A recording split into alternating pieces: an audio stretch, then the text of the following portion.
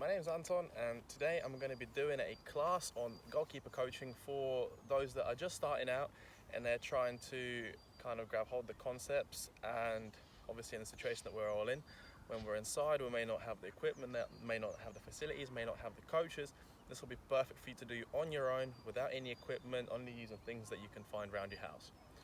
Today I'm going to break it down into 3 parts: strength, which is hugely important for goalkeepers, agility as well, and technique, which usually can be quite hard to do on your own, but I'll try and make sure that you guys can do it on your own and make sure you do it. Starting off with strength, for goalkeepers, of course, the main part that we're using is legs. Legs are huge for goalkeeping, but also core. Core comes into use with everything, from kicking to catching to everything. As long as you've got a strong core, you're halfway there to making sure that all the technique you're doing is nice, smooth and fluid. So the first exercise that we're going to start off with for strength and core is going to be a nice simple plank. So what you're going to do is you're going to get on your elbows, make sure your elbows are right under your shoulders, make sure your back's straight, and you're going to tighten your core in. You're going to look down and you're going to hold this position for about a minute, or as long as you can before you start falling down. You should be able to get to a point when you can do this for 2 or 3 minutes fully easily, and that's when you know you're getting there. After you're done with that, we're going to move to a different core exercise. This is just a nice simple crunch. So you're going to get on your back, lay down, legs up, hands next to your head, so make sure you're not using them, and you're just going to move your forehead towards your knees. Again, tightening your core to make sure that's the only thing that's working. I'm going to aim to do about 40 of these. So that's your first two core exercises out the way. Now we're going to move down onto our legs. Very important, our quads. So first thing we're going to do is just nice and easy bodyweight squats. So what you want is your feet shoulder width apart. Do it from a side angle, feet shoulder width apart. And you're going to drop down as if you're going to sit down in the chair. You're going to hold, make sure your legs get to a 90-degree angle. Your knees do not go past your toes. Keep your chest out and back straight, and then just push up. Back down, push up, down, push up, down, push up. Again, you're going to aim to do about 15 or 20 of those. Next is going to be jumping squats. So this time you're doing the same thing, now you're adding an explosion to it. So I'll do it from a side on view again. You're going to slowly go down, stuff like the front. Use your arms to drive up. Land back down, use your arms to drive up. Just like that. Again, you're going to aim to do about 10 of those. Next, we're going to go back down to our core. I'm going to drop down on your back. These are going to be called leg raisers. So you're going to lie down on your back. You can put your hands under your bum if you need to for support. If not, behind your head. You're going to raise your legs up, again keeping your back on the floor. Drop them down, make sure you're not touching the ground with your heels. You're going to do 10 of those. And that will do you to start off with for your strength. Now we get to move on to the fun part. Agility. Agility is how quickly you can change direction while maintaining balance over your center of gravity. For a goalkeeper, that's huge, because as long as your center of gravity is in the middle where it should be, you can make saves anywhere. As soon as it goes off, you won't be able to make saves. So here we're going to break it down and just show some basic footwork and agility that you'll need to get started to become a goalkeeper. So main thing to start off with first, set position for a goalkeeper. A lot of these are going around. This is the one that I've been taught and always works for me. So again, you want your feet shoulder width apart, you want your knees slightly bent, your body weight forward, your elbows tucked in, your hands out where you can see them, and again, you're going to be on your toes. So from the side, it looks like this. Again, you're on your toes, knees bent, feet shoulder width, you're right here. Your hands are in a position where they can hold the ball right there. So that's exactly what we're going to work with here. I've set up an agility ladder using just things in my house. So I've got some running shoes, got a tennis ball, I got a softball, and I got some dumbbells. Again, if you do have cones or ladders at home, use that. If not, any household item will do. Make sure it's about they're 2 feet apart each item, so it gives you enough room to weave through. Going to work on different footwork through here. Mostly what's going to be beneficial as a goalkeeper. First one is just going to be the icky shuffle. So that's when you're going in and out the cones, just like this, and I will demonstrate. So starting right at the end, again, you're in your set position right here, and you're going to work through all the cones with your ball right in front of you. You're going to come forward. Once you've done that, now you're going to work backwards. Try and look forward as much as you can. As you can see, I'm still looking backwards sometimes just to know where it is. And now come back. That's going to be the first one. The second one is going to be a side shuffle. So now we're going to be looking in different directions. Let's start off looking that way, and you're just going one foot over the other, over, you're just going over, stop, and now you're going backwards. So those are the first two. What we're going to aim to do is do those 5 times each. One is to the front and back. So in the end, you're doing 10 rows, swap, you're going to 10 of the other ones.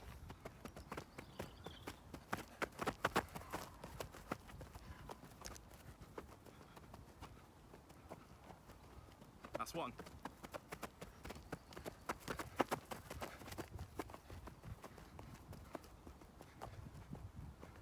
That's two. And you just carry on going. Side shuffles.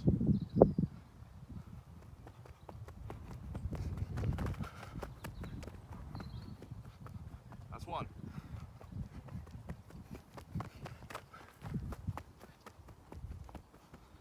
Two.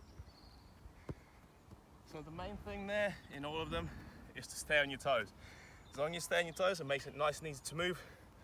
Make sure you get your feet nice and high, maintaining your center of gravity. As soon as you feel yourself falling to one side, that means your center of gravity. Those are some drills that you can work on your feet to be nice and quick and going.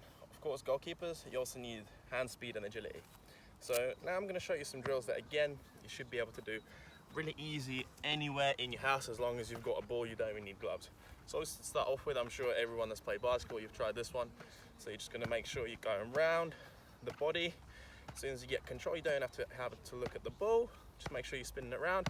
As long as it feels comfortable, now go the other way. Again, try not to look at the ball to make sure your hands know exactly where the ball is. Keep going, again until you feel comfortable. Once you've done that, you'll move down. Now you're doing the figure of 8 through your legs. If you can look up, not look at the ball, again, that means you got good hand awareness. As soon as you're good with that, now go the other way. Again, you should get to a point where you're very comfortable where the ball is. You don't need to look. It's nice and fluid. As you can see, this is my weak side. You're all gonna have a weak side. I'm going a little bit slower on this one just because I'm not as coordinated. Once you feel good there, those two are kind of the simple ones. You'll move on. These are very good hand speed. Again, very common in basketball training sessions. Ball, one hand in behind your leg, one hand in front, ball in between. You're gonna throw the ball up, catch it. Try and catch it before it lands. If you can start doing it without looking at the ball, even better. You can see, you can kind of do it, not so. So I'll look back down, keep it going. If you can get to 30, amazing, without dropping it. Next one, a little bit harder. Both hands behind or in front, however you want to start. You can just throw the ball up, catch it.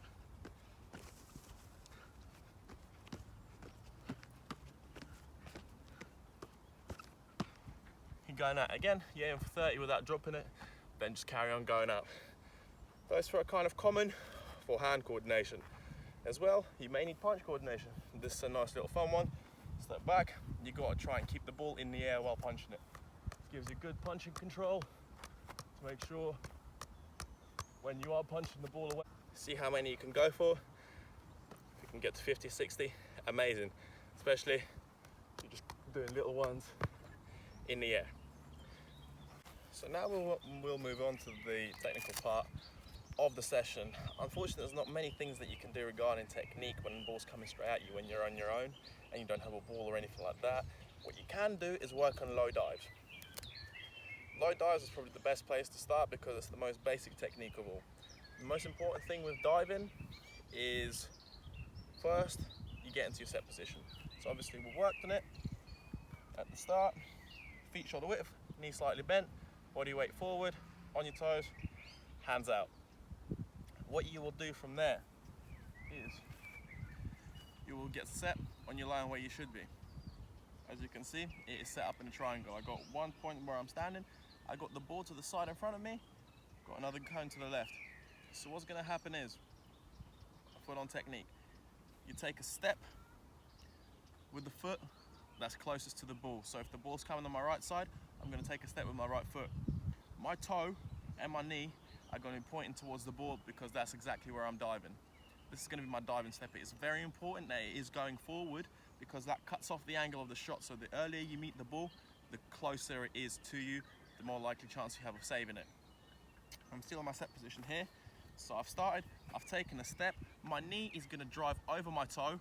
My hands are going to drive out. I'm going to land on my side with my right hand behind the ball, my left hand on top of the ball. In a real game situation, the hand in behind stops the ball from going in the goal. Hand on top stops the ball from popping out, makes it an easy catch. Very important that you land like this. Your arms are out so that you're not landing on your elbow. You land on your side, not your front. You're facing forward, your eyes are on the ball the whole time. So I'll do it again, just a little bit quicker. You start off here, you take a step, drive out, land. A little bit slower, so to really break it down.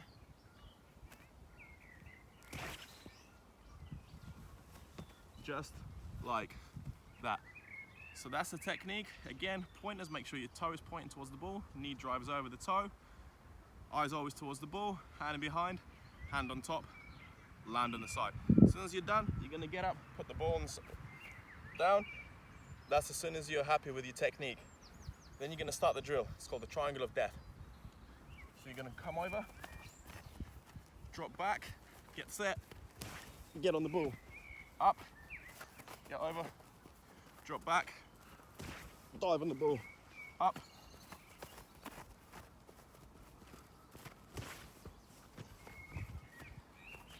you're going to do that 10 times on that side. Now we're going to switch on to the other side. The technique is exactly the same, so I won't break it down for you this time. This is the left side, so this will be a little bit more difficult for a lot of you who are right-footed, so really concentrate on it. I'm just going to go straight into the drill so that you see again the intensity that you should be working on, your body shape, hand placement, etc, etc.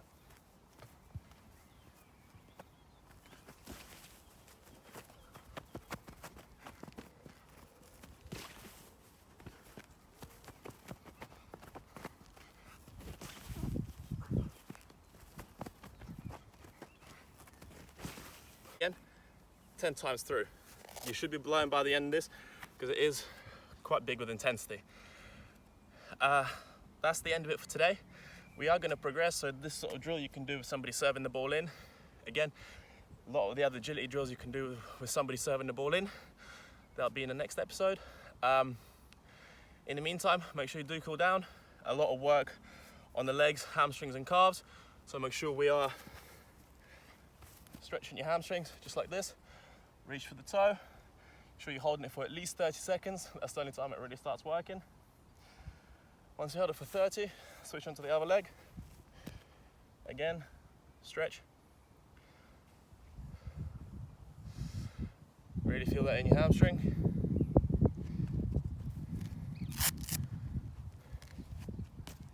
Once you're done, calves, again, very big, all fours. Press back on your calf, right there. Should really feel it stretching in the calf.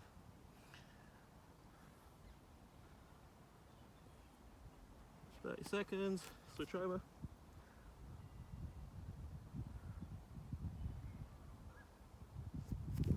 Balance up. Quads, also very important. Find your balance, 30 seconds, switch. Find your balance. Make sure you hit all the lower legs. If anything else feels tight, make sure you hit that. Like I said, this is a beginner's class. You don't really have much knowledge of the technique in order to kind of follow this.